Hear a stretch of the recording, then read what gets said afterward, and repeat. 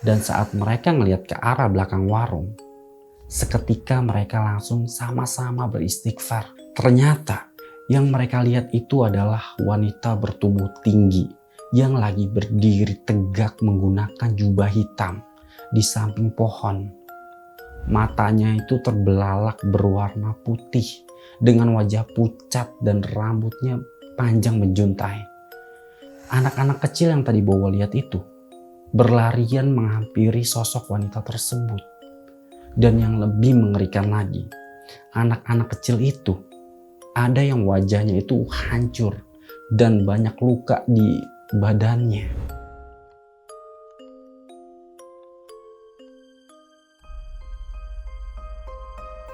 Assalamualaikum warahmatullahi wabarakatuh.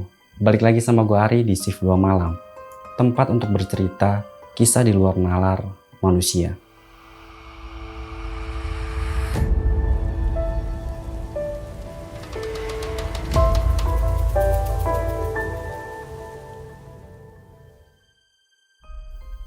Apa kabar kalian? Semoga hari-hari kalian dijauhkan dari segala keburukan ya. Di channel ini, gue akan menceritakan banyak hal tentang kejadian atau cerita-cerita horor. Nah, buat kalian yang suka nih ngedengerin cerita-cerita horor, kalian gak usah ragu lagi. Langsung aja subscribe dan nyalain loncengnya. Karena asupan horor kalian akan tercukupi. Sekarang kita lagi ada di segmen Baper. Bacain pengalaman horor. Kalian pasti udah gak asing nih sama jalur yang satu ini. Banyak banget cerita-cerita horor tentang jalur yang berada di Kabupaten Batang, Jawa Tengah ini. Ya, ini adalah jalur Alas Roban. Kali ini, gue akan bacain tweet horor dari Twitter yang ditulis oleh akun @wahyuriantn_. Kejadian ini dialami sama Bowo dan Farhan pada saat mereka pulang kampung melewati jalur Alas Roban tersebut, yang mana pada saat mereka melintas di malam hari, mereka ini bertemu dengan sebuah warung dan tukang tambal ban goib. Kalian pasti penasaran kan sama ceritanya? Mending kalian simak video ini sampai habis dan jangan di skip-skip biar kalian tahu dari awal sampai akhir jalan ceritanya. Yaudah, tanpa berlama-lama lagi, ceritanya bermulai dari sini.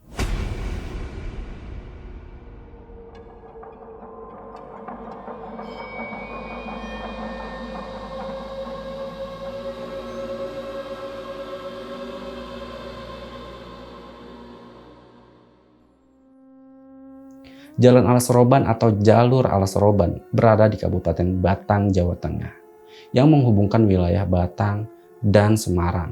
Jalan ini merupakan salah satu bagian dari jalur Pantura. Kontur jalannya itu dikenal cukup curam dan berkelok-kelok, dengan sebelah kanan dan kiri jalan berupa hutan yang ditumbuhi pohon-pohon tinggi. Di balik keindahan pemandangannya, gak sedikit orang yang justru merasa merinding saat melewati jalur tersebut. Gua akan membahas sedikit tentang sejarah Alas Roban. Alas dalam bahasa Jawa memiliki arti hutan. Alas Roban merupakan suatu kawasan yang berada di tengah hutan belantara, yang mana hutan tersebut dibelah untuk dijadikan jalan raya. Jalan ini dibangun pada masa pemerintahan Gubernur Jenderal Herman Willem Daendels, yang merupakan Gubernur Jenderal Hindia Belanda ke-36. Dan menjabat pada tahun 1808 sampai 1811. Pada masa itu, jalan ini dikenal dengan sebutan The Groot Postweg, yang dibangun untuk tujuan pembangunan infrastruktur sebagai dampak dari pertambahan penduduk di wilayah Jawa Tengah bagian utara. Kawasan Alas Roban terhitung mulai perbatasan antara Kabupaten Kendal dengan Kabupaten Batang yang saat ini telah menjadi Kota Pekalongan. Pembuatan jalan di masa pemerintahan Gubernur Daendels melibatkan banyak rakyat pribumi untuk melakukan kerja rodi. Kerja rodi dilakukan dengan tujuan untuk mempercepat proses pembangunan jalan. Dalam kerja rodi tersebut banyak memakan korban jiwa karena menggunakan sistem kerja yang sangat tidak manusiawi. Korban jiwa akibat pembangunan jalan ini banyak yang dibuang di kawasan hutan. Sehingga pada zaman itu kawasan Alas Roban juga dijadikan sebagai tempat pembuangan mayat dan terkenal angker.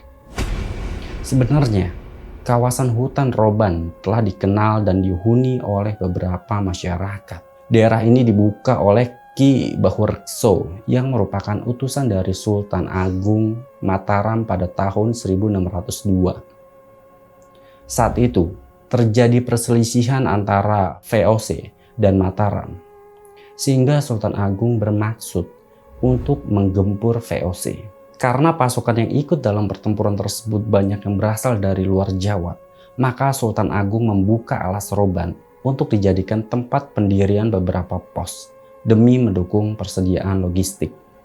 Pembukaan hutan dimaksudkan untuk lahan tanam berbagai macam sumber makanan. Jika pada tahun 1808 sampai 1811, pada saat pembangunan The Growth Postwork, banyak korban jiwa yang dibuang di kawasan Alas Roban. Maka demikian pula pada tahun 1980-an.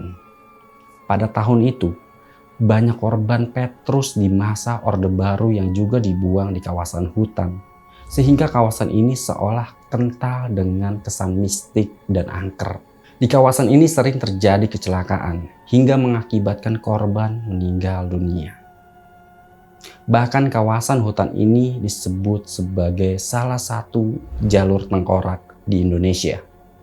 Medan yang harus dilalui pada jalan ini cukup sulit karena banyaknya tanjakan dan kelokan curam.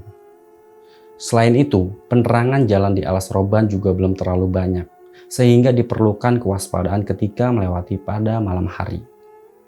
Sekarang kita akan masuk ke kisah mistis yang dialami Bowo dan Farhan pada saat pulang kampung melewati jalur tersebut. Bowo adalah seorang perantau yang mengadu nasib di ibu kota. Pada saat itu, Bowo mengambil cuti kerja untuk bisa pulang ke kampung halamannya di Semarang, Jawa Tengah. Lantaran dia udah kangen banget sama keluarganya di kampung. Bowo punya teman seperantauan yang namanya Farhan. Kebetulan Farhan ini juga mau pulang kampung ke Demak. Walaupun gak satu kampung, tapi rute yang mereka lalui itu sama. Akhirnya Bowo dan Farhan pun janjian untuk pulang bareng pakai mobilnya Bowo. Di hari H, mereka pun udah siap untuk menuju kampung. Rute yang bakal mereka lewatin yaitu jalan biasa. Karena pada saat itu belum kayak sekarang ini, yang mana belum ada rute tol Trans Jawa. Sebelum melakukan perjalanan, mereka nggak lupa nih untuk berdoa. Setelah itu mereka pun langsung melakukan perjalanan. Jalanan sore itu cukup padat, tapi masih termasuk wajar dan gak sepadat jalanan seperti sekarang ini. Singkat cerita, sampailah mereka di Indramayu. Mereka berhenti sejenak untuk sholat dan makan malam. Habis itu mereka ngelanjutin perjalanan lagi. Sekitar jam 11 malam, mereka pun sampai di Brebes. Brebes, Tegal, Pemalang udah mereka lewatin. Dan akhirnya mereka pun tiba di Pekalongan sesaat sebelum sampai di Alas Roban. Yang mana mereka bakal ngalamin kejadian yang cukup menyeramkan. Jalanan Alas Roban saat itu masih ngelewatin bukit yang jalannya berkelok-kelok dan lumayan curam. Yang sekarang dikenal dengan Jalan Alas Roban Lama. Waktu itu mereka sama sekali nggak mikirin hal yang aneh-aneh. Karena udah beberapa kali juga mereka pulang ke Semarang dan ngelewatin Alas Roban di malam hari. Saat mereka sampai di Alas Roban, jalanan udah sepi banget. Jalanan makin lama makin gelap karena minimnya penerangan dan kanan kiri jalan dipenuhi banyak pohon-pohon besar. Sesekali mereka ini nemuin bus-bus antar provinsi yang memang melintas saat malam hari. Saat mereka lagi fokus nyetir nih, tiba-tiba kedengar suara yang cukup keras. Kayak ada sesuatu yang jatuh tepat di atas mobil mereka. Apaan Tuhan? Gak tahu. Habis itu mereka langsung menepi nih, dengan keadaan mobil yang masih menyala. Farhan dan Bowo turun untuk melihat sebenarnya ada apa di bagian atas mobilnya. Setelah dicek, ternyata gak ada apa-apa. Mereka udah coba ngecek nih di sekitaran mobilnya. Takutnya ada apa-apa. Cukup lama mereka nyari-nyari dan merhatiin mobil. Tapi mereka gak nemuin apa-apa. Cuma ada sedikit bekas lecet di bagian atas mobilnya. Dan mereka pun masuk mobil lagi untuk terus ngelanjutin perjalanan. Dan belum lama mereka jalan. Tepat setelah ngelewatin tanjakan, tiba-tiba kedenger kayak suara ledakan yang cukup keras dari arah depan mobilnya. Dan Bowo langsung menginjak rem dan menepi. Farhan langsung turun nih buat ngecek keadaan di luar. Dan gak lama, Farhan masuk lagi ke dalam mobil buat ngasih tahu Bowo. Ternyata ban depan mobilnya bocor. Bowo dan Farhan akhirnya keluar dari mobil buat ngelihat keadaan ban mobilnya tersebut. Apesnya, Bowo nggak punya ban serep. Dan lebih parahnya lagi, saat itu udah jam 1:30 pagi.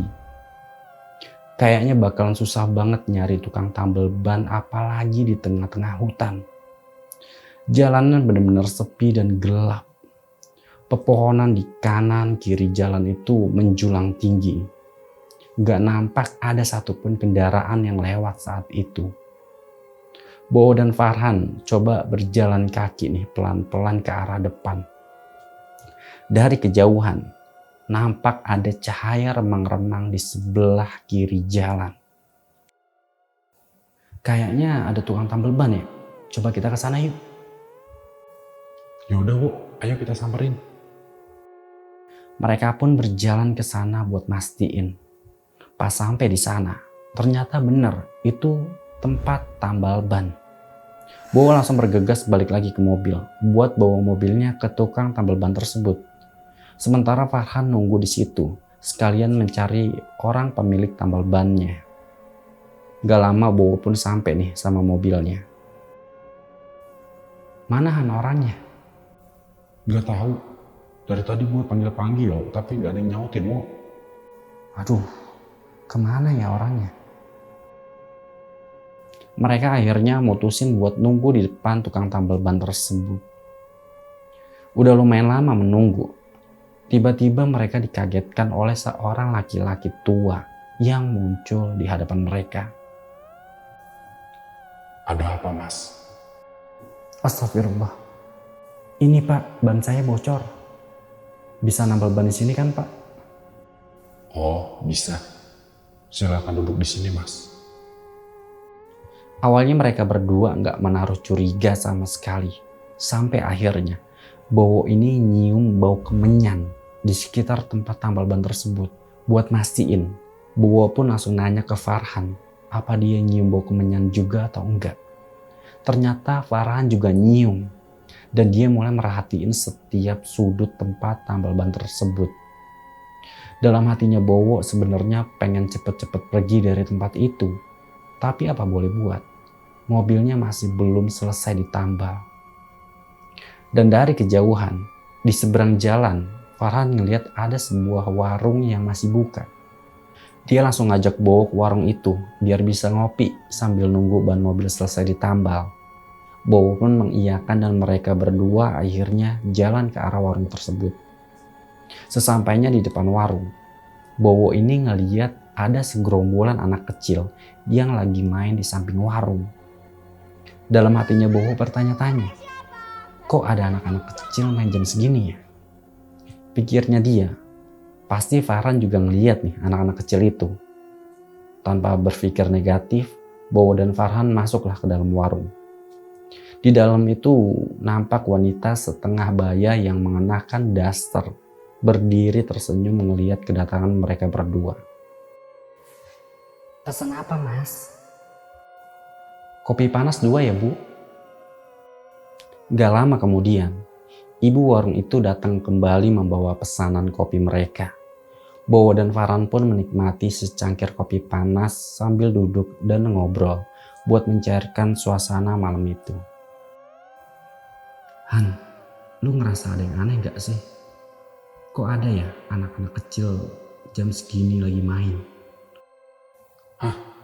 Anak-anak kecil gimana? Lah itu di samping warung. Ini aja suaranya masih kedengeran Han. Masa lu gak denger? Tanpa ngejawab, Farhan langsung keluar buat ngeliat ke arah samping warung. Gak lama dia pun balik lagi dan bilang kalau di samping gak ada siapa-siapa. Situasi udah mulai tegang nih. Mereka udah ngerasa ada yang gak beres di warung itu. Bowo dan Farhan ini langsung mutusin buat balik lagi ke tukang tambal ban tadi. Terus Bowo ini manggil ibu-ibu penjual warung buat bayar kopinya. Tapi berkali-kali dipanggil, nggak ada jawaban sama sekali. Sampai gantian nih Farhan juga manggilin, tapi masih tetap nggak ada jawaban juga. Dan saat Bowo coba manggil lagi, bukannya jawaban dari ibu penjual warung yang mereka dapat. Mereka malah dibuat kaget sama suara wanita yang ketawa keras dan melengking dari arah luar warung. Mereka berdua terdiam dan saling tatap-tatapan, seakan saling menyadari suara tersebut.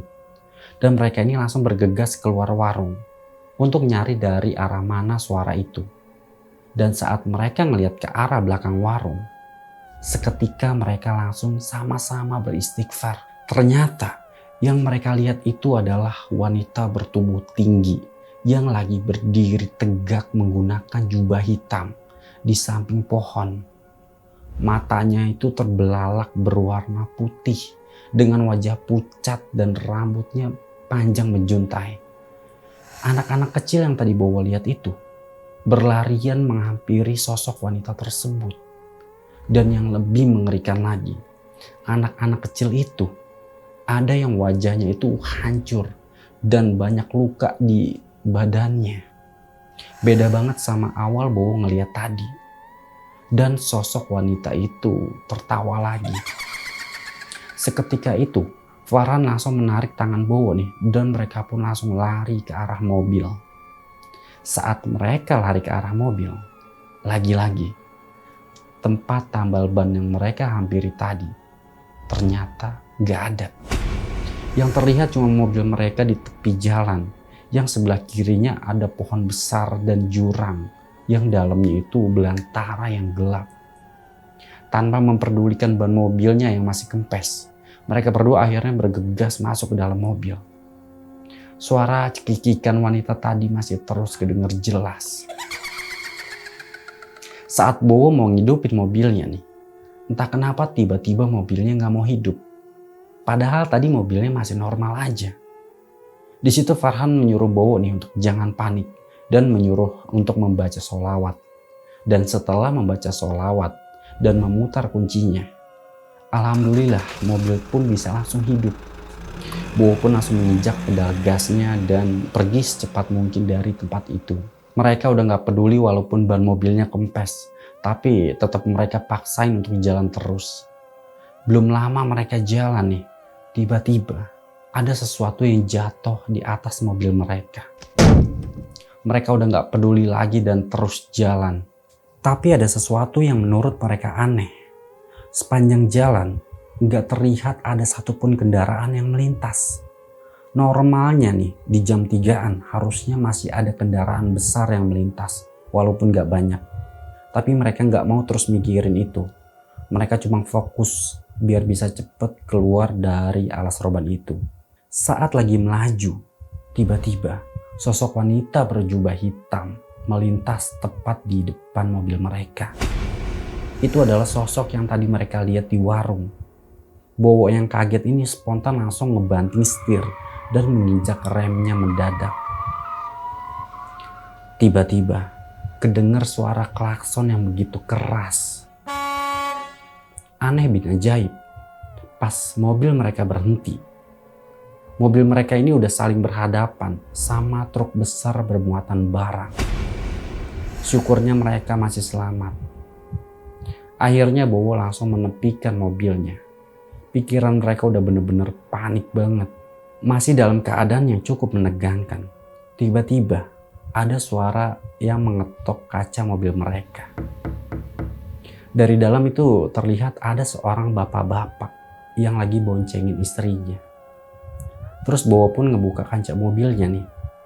Dan bapak-bapak itu langsung nanyain keadaan mereka. Kalian tidak kenapa-napa, Mas? Gak apa-apa, Pak. Kita tadi kaget ada wanita yang nyebrang. Walah, hati-hati, Mas. Di sini rawan. Ayo ikuti Bapak aja dari belakang. Mampir ke rumah Bapak dulu. Rumah Bapak setelah alas roban sini. Nama Bapak Pak Rahmat. Dan ini istri Bapak. Oh ya, baik Pak. Singkat cerita, mereka pun mengikuti Pak Rahmat dari belakang. Di setiap tikungannya, mereka ngeliat Pak Rahmat ini bunyiin klakson motornya. Sebelum azan subuh, mereka pun sampai di rumah Pak Rahmat. Bu Rahmat langsung ke belakang rumah dan balik lagi sambil membawa nampan yang berisikan 2 gelas teh hangat untuk mereka berdua. Gak lama azan subuh pun berkumandang. Pak Rahmat mengajak Bowo dan Farhan ini untuk sholat berjamaah di masjid yang jaraknya gak terlalu jauh dari rumahnya. Setelah selesai sholat, mereka kembali duduk di ruang tamu rumah Pak Rahmat. Perlahan Pak Rahmat nanya ke mereka. Mas-mas ini sebenarnya mau kemana? Namanya siapa? Nama saya Bowo Pak. Ini teman saya, Farhan. Saya mau pulang ke Semarang Pak. Masnya tadi ada kejadian apa sampai hampir kecelakaan? Mereka pun menceritakan semua hal yang mereka temui sejak ban mobilnya bocor. Mampir ke warung dan diikuti wanita berjubah hitam. Pak Rahmat bilang kalau di Alas Roban itu nggak ada warung sama sekali, apalagi tukang tambal ban. Di kanan dan kiri jalan itu cuma hutan. Farhan coba untuk meyakinkan Pak Rahmat kalau yang mereka temuin beneran nyata.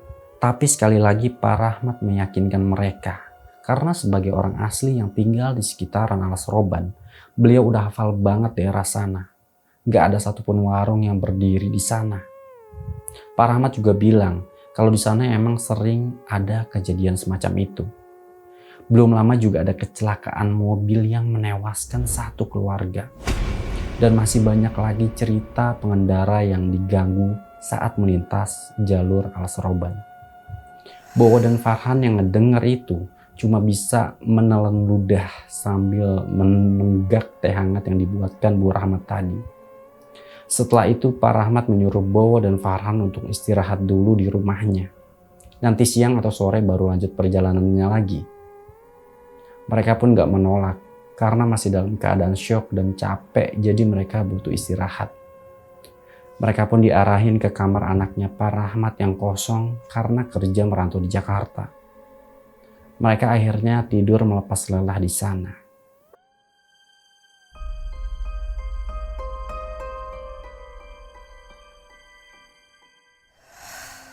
Singkat cerita, siangnya mereka pun bangun dan langsung bersiap-siap melanjutkan perjalanan yang udah gak terlalu jauh lagi. Sebelum berangkat, istri Bu Rahmat menyuruh mereka untuk makan dulu. Sebenarnya Bowo dan Farhan ngerasa gak enak hati nih, jadi ngerepotin Pak Rahmat dan istrinya. Tapi beliau pun gak ngerasa sama sekali direpotin. Dan mereka pun makan bersama. Sebelum pulang, mereka coba untuk mengecek keadaan mobilnya. Tapi ada satu hal yang aneh. Saat mereka jalan ke arah mobil, ternyata ban depan mobil yang semalam bocor ternyata normal lagi. Bannya itu masih utuh, gak kempes sama sekali. Itu bener-bener di luar nalar.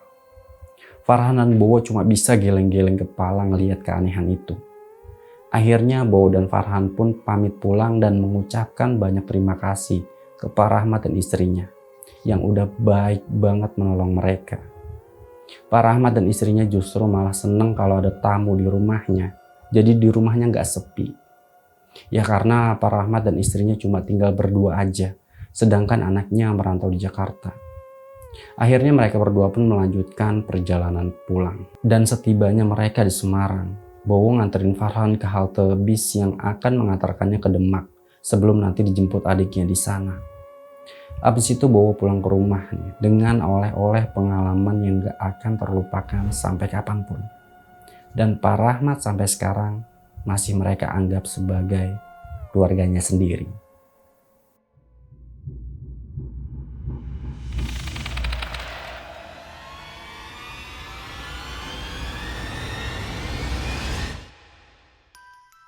Itulah cerita dari Alas Roban. Menurut kalian gimana nih sama ceritanya?